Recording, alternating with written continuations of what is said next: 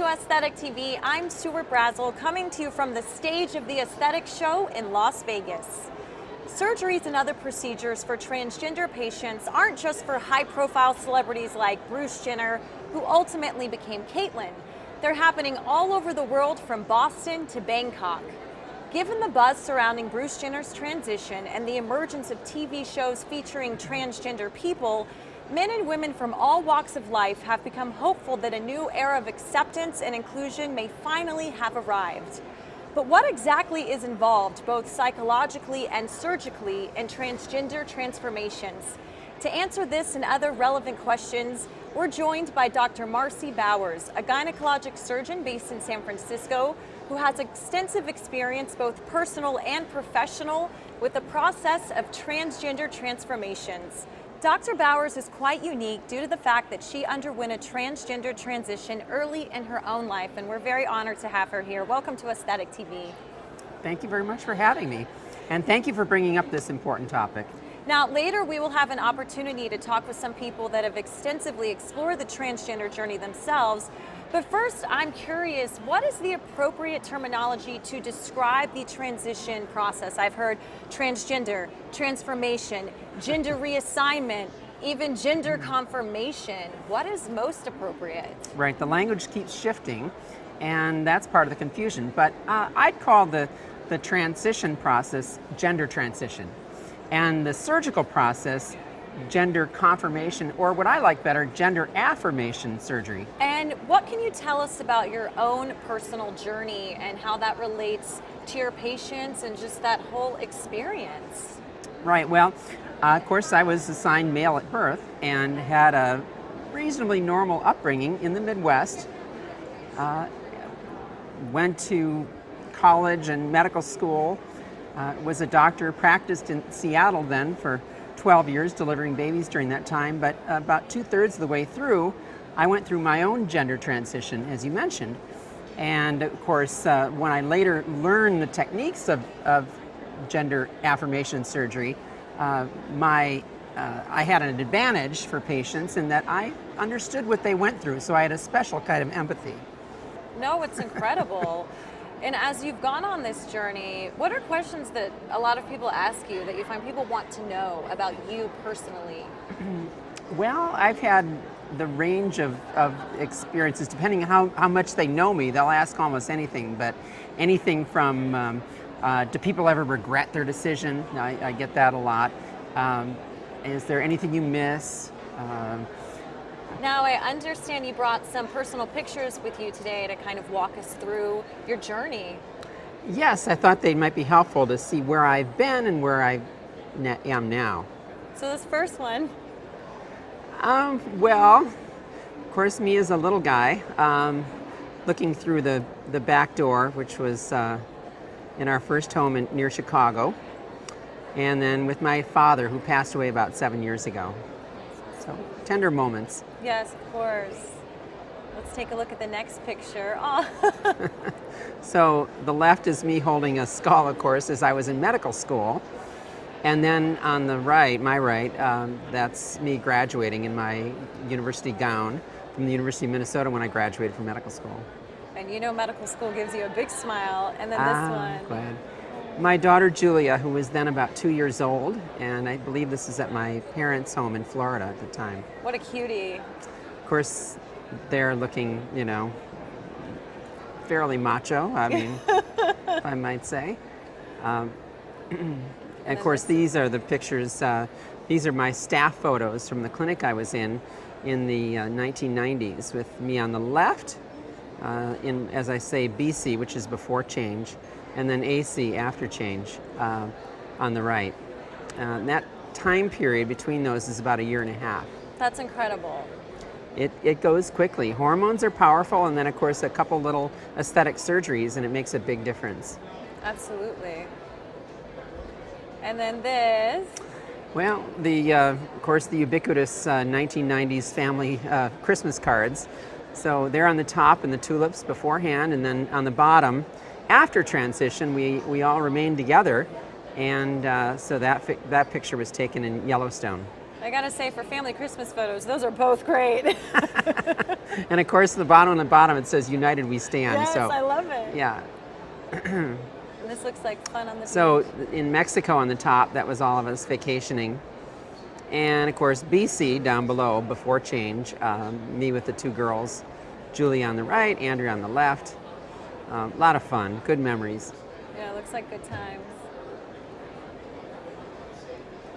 And then here now, as myself operating with a colleague, and this is just a staff photo that at our hospital where I work. And Dr. Bowers in action. Dr. Bowers in action there on the left. And as of course we've done well over 2,000 of these transformative surgeries now on transgender clients. It's pretty incredible. 13 years of work.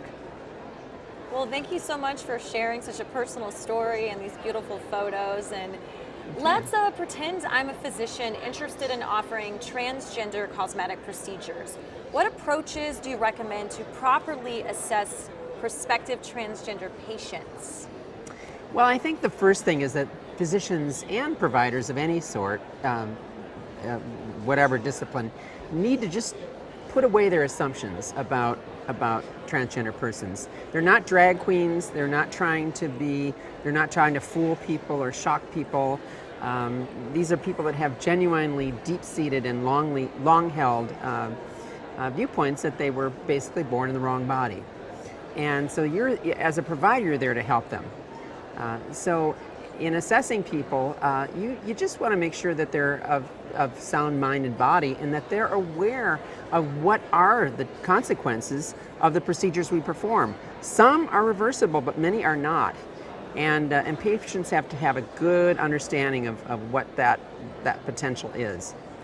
And elaborating on that, I understand that the transformation process, it begins much earlier than the actual surgery.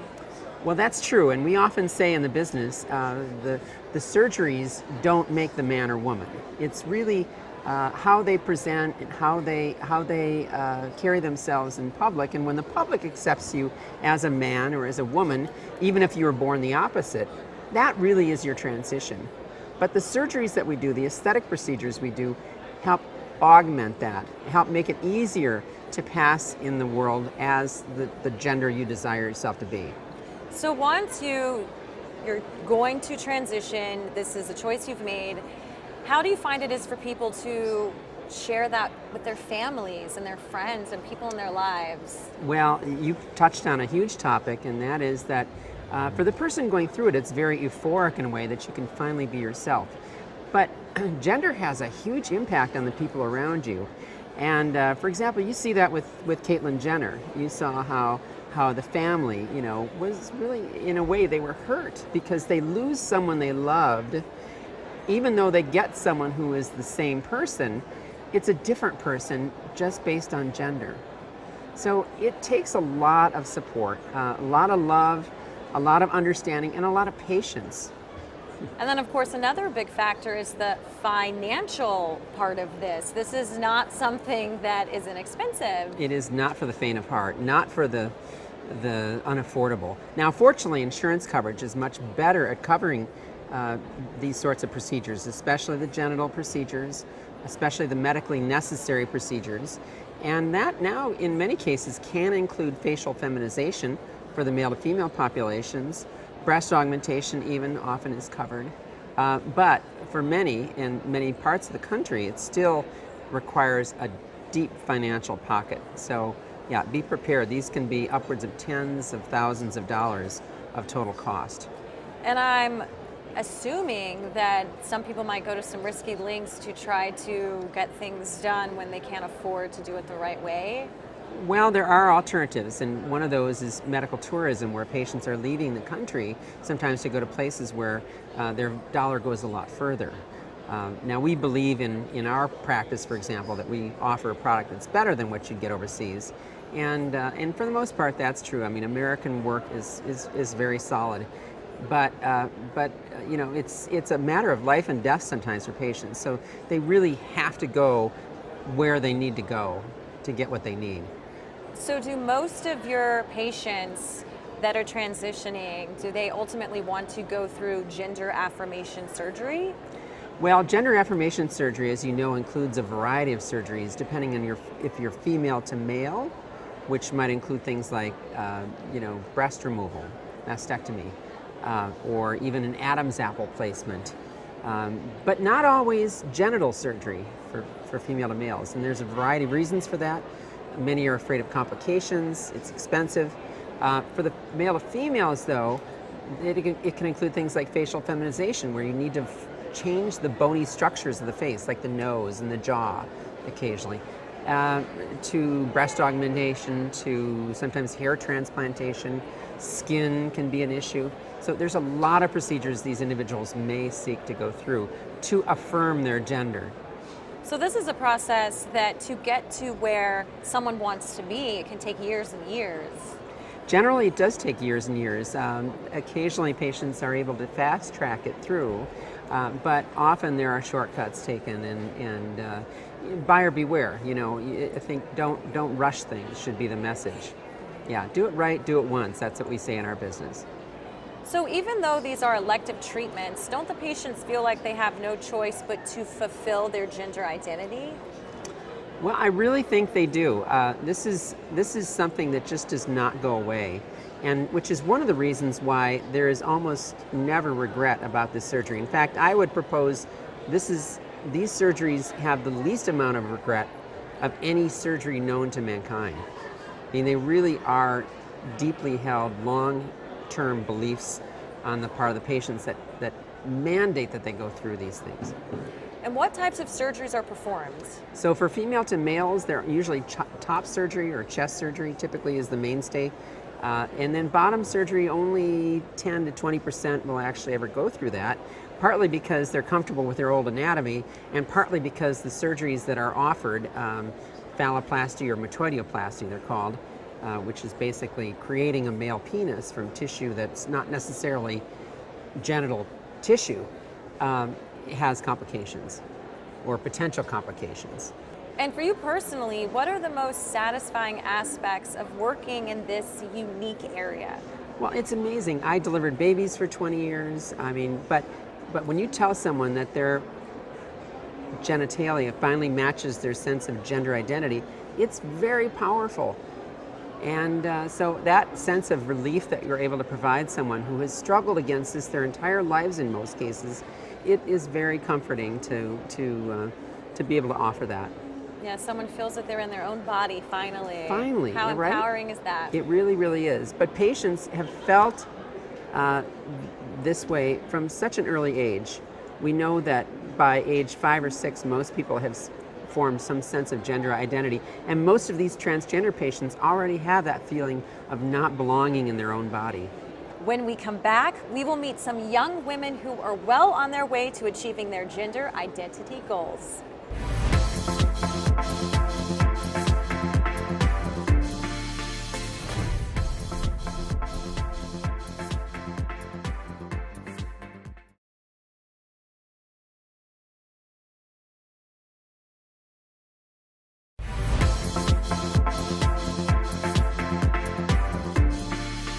Welcome back.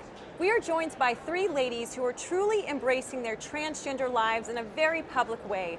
They have achieved success as stars of the Fuse TV show Transcendent, a documentary series that showcases proud transgender ladies who are at different stages of their transition evolution. Welcome, ladies. Christina Ballou, Bambiana, and Naya Cruz. We welcome you to Aesthetic TV. Thank you. Now, I know that each of you is at a different place in your own personal journeys, and I really want to get into discussing the challenges you faced. But first, Dr. Bowers, what are your thoughts on the sudden social acceptance of the transgender experience? Oh my gosh, it's been so amazing to hear people that we loved and respected, like Chaz Bono and Caitlyn Jenner, emerge as transgender celebrities, which helps the rest of us who had been struggling for so long in our own lives. So this credibility has just been an enormous boost for the movement. And ladies, obviously, Caitlyn Jenner has been so famous, her journey. What are your thoughts on the Caitlyn effect? Well, Caitlyn for sure does not represent every trans woman out there, But she did an amazing job bringing awareness. And I'm so happy that she did what she did for all of us, because I feel like she opened the door for all of us to share our journey. Yes, definitely. Naya? Yeah, I mean, it's funny because she gets a lot of ridicule, but just like Bambiana said, everybody's journey is different, and that's her journey. So you can't really hate on her journey, congratulate her. And I am also really proud of her, and I do thank her for opening up the platform for ladies like us to tell our stories. So, Bambiana, if we can talk to you, walk us through a little bit of your personal journey and the experience that you've been through. As within the show, or as a trans woman? As a trans woman, As what, a you trans feel, woman. what you feel comfortable talking about. You know, I feel like the one that has it the most difficult, for sure, is always your parents in my situation. So for me, growing up transgender was, of course, somewhat difficult, I see now. But I see that the difficulty was the ones that are around you in your life. Your loved ones are the ones that are suffering the most for this. Growing up, I grew up indifferent, so I don't really see so much of how hard it was for me. I see the challenges, I see that I'm different, but today I feel comfortable and I'm super happy to be where I am. And Naya, what about your own struggles and triumphs as a transgender woman? Well, I mean, my story is a little bit different. I went to kindergarten in girls' clothing, so I knew at a really, really young age that I was different. And mind you, this was in the era before the World Wide Web, so there was not a lot of access for me, and I didn't even know what the word transgender meant until I hit 18. And I was just living my life. So that was really kind of hard for me because I didn't know that I had supports, like a support system that I can, utilize. So growing up, I felt really alone and ashamed, and there was a lot of inner struggle. But I started working at Asia SF, and I found a family there, and that really helped me mold myself into the person that I am today. It's wonderful that you found a community and you. Oh yeah, definitely. Not just a community; it's my family. Do you feel that you get discrimination because you're transgender or because you're a woman? Where do you feel it more? Because I'm transgender or what? Sorry? Because you're a woman. I think I get discriminated because I'm transgender. Because, when people see me, they don't even know I'm transgender. Yeah. But a lot of the times when they find out, their whole mindset shifts. And then they start treating me differently and asking different questions, some that are very inappropriate sometimes. And I feel that if it wasn't a transgender person, then that wouldn't be the case. And Christina, tell us about your journey. Well, I basically started my own little form of transitioning when I was 4. I started wearing my grandma's heels and my grandma's gowns, and I was exploring and experiencing as a child what the difference between masculinity and femininity was, because I was told boys don't cry and boys play with cars and so forth, but I was always trying to play with the Barbies. I'm like, no, I like this better. I know that at 17 I came out to my mom as the only identity that I knew at the time, which was gay, but in reality it's not what I felt. And actually at 17 she did my makeup for the first time, and she at that point told me I looked beautiful. And for me to hear that, that was the affirmation and validation that I needed to jumpstart my own form of transitioning. So I went through this period of trying to find myself. What I failed to mention is that I also grew up very religious. So that's a whole other ball game on that one. But I mean, ultimately, once I turned 20, that's when I started taking hormone therapy and progressing on that. But it was And a you've lot of completed internal. your transition? Well, that's a weird question to say because there's no really... Is there a definition of There's that? not really a definition for complete. Right, and if I you may know? add that, like basically, as humanity, we're never complete in our own transitioning form, you know? Exactly. I think we're always evolving and always growing and always learning about our bodies and ourselves. That's a really good answer, because what we say in our business is that surgery doesn't make the man or woman. It Right. really doesn't. And when you pass a stranger on the street, when is the last time you actually knew what their genitalia looked like? Exactly. Yeah. Who's to know? Yeah. Unless you're fully nude, and even then, I don't know. You know, it's like, who knows? And there aren't many people that walk around in the street fully Yes. nude. It should be that way. Sometimes. It should be that way. She's like, go to Movies are Castro. way more fun. Maybe in the Castro, yeah. Right. So what about your doctors? Tell us about your experiences dealing with cosmetic surgeons as a key part of your transitioning. Back in the day, we didn't have the resources and or the doctors or anything like that. So a lot of us, I think we started our transition on our own, on Yeah. the streets, basically. Black market. Black hormones. market, basically. Nowadays, you have the resources, especially if you live in a bigger city. A trans woman or a trans man can get better resources, better doctors, better cosmetic surgery. It's definitely out there for you. But back in the day when we all started, I have to say that we didn't have a whole lot of that. Yeah. Were you ever turned away by a doctor because you were trans? Yes, for a nose job. For a nose job. Dr. Barnett in San Francisco. But she's not naming any names, of course. No, I No, didn't. no No, names. but that was rude. Yeah. I said, I'm a trans woman. I'm looking to get a nose job. I was like, sorry, I don't work in trans woman. A plastic surgeon. That's For a amazing. nose job. Yeah. I never really got turned down, but I could tell when my doctor found out that I was trans that he kind of started brushing me off, and I was like, well, I have this kind of like, just I have a, you know, this issue, and he was like, oh, that's normal. I have this issue too. That's normal. I have this issue too. That's normal. I said, what is normal? What, like, I'm asking you questions, you know, so I just felt that there are, and this was actually pretty recent too. It was maybe like 2 years ago. So still there are a lot of doctors that could be more transgender friendly. Not only transgender friendly, but a little bit more knowledge on the subject. Yeah, Because definitely. a lot of them, I feel like they cannot answer the questions that we have.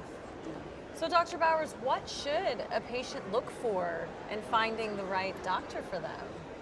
Well, I think that what is changing is that doctors are getting exposure to transgender persons and procedures and medical treatment. So that is slowly changing. But remember, none of this is taught in medical school anymore, or still to this day. And that's something that we too hope to change. But as a consumer, as a transgender woman, you want to find someone that you can trust, that you can afford, that has good results, and is going to treat you not as a transgender person, not as a male, but as a female, and forget about what's below. I mean, just treat us like human beings. As a human, Like a yeah. human being. Like a human being. Okay, so let's turn this conversation around a little bit. We kind of got into this a little bit, but what advice would you give surgeons, such as Dr. Bowers and other specialists, on how to manage, I think you're doing pretty well, Dr. Bowers, but on how to manage their transgender patients? What would you like them to know? We're humans. We're people. This is gonna take a minute. Remember back in the day when Ellen DeGeneres came out as a lesbian, what a big deal it was? I believe this is the time right now where the trans community is coming out. In 20 years from now, it will be hopefully mainstream and everybody will know. But for right now, because we are the generation that is coming out, we have to educate people, and we're not gonna get tired, we're not gonna give up. We're gonna keep educated and asking questions as long as you do it within your heart. It's never a wrong question. Ask Yes. questions. We can answer them. And for me, it would be more like, treat us like any of your other patients. We're no different. You know, to me, it's more like kind of obvious, you know? I don't know. Yeah. I mean, if we have questions and concerns, answer them. Well, I've had plastic surgeons refuse to work on transgender patients for doing breast augmentation, for example, as though the chest is somehow different. And it's not, it's just the implants have to be a little bit different, but the chest is the chest. And remember, males and females share 99.7% of our DNA. The genitalia all comes from the same place. And everyone starts out with female genitalia. So, in fact, in pregnancy, you can't tell the difference between a boy fetus and a girl fetus until more than halfway through pregnancy.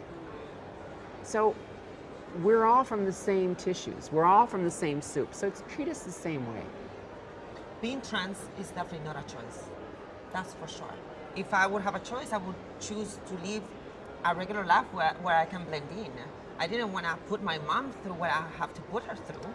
This was not a choice that I had. What would I know when I was 9 years old? What I wanted to be or what I am inside. This is definitely not a choice, and this is the biggest misunderstanding that our community has. We don't choose to be trans.